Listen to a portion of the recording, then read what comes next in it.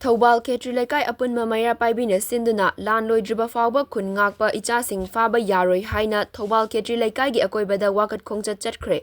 Thobal Khetri Lekai High School Mamangdagi Hauraga, Khetri Lekai Amadi Fauden Tainaba Mafam Faoba Chatlaba Matung Amuk Halaklaga, Tomzing Makhongda Loishinkiba Khongchat Aduda Saruk Yakibi, Thobal Khetri Lekai Apunma Maira Paibigi Joint Secretary, Jamini Sorokhaibam na Haikibada.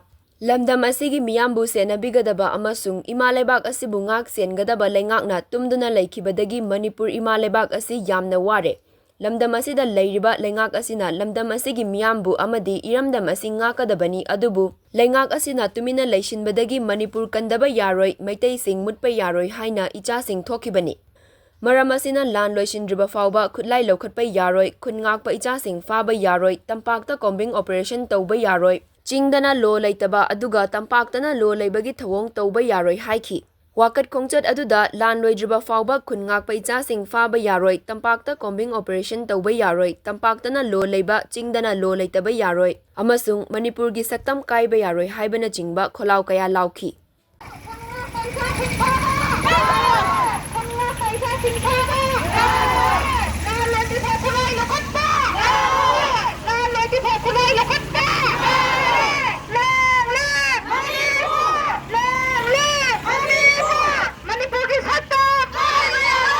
Sarkar China, Akoi Singdana Loam Chale, Tampatana Loam Chale, Singdana Tonging Taure, Tampatana Koi Kidang Isha Sinja Toksaraga, Koi Sarkar China, Akoi was Henabigadabse, Chana Chenabigadabse, Chenabidrabanina, Isha Sinjinasi, Makuta Kulai Paraga, Makawi Tawaje, Katoba to Imale Pakida, Maktani Haidana, Toglapane, Adubo, Makoy coming operation Satarja, Sataraga Kulai Pagale, Akoi Maitele Pase, Manipur Chakoi, Maitai Mutpatare, Haidana, Isha Sinjinasi.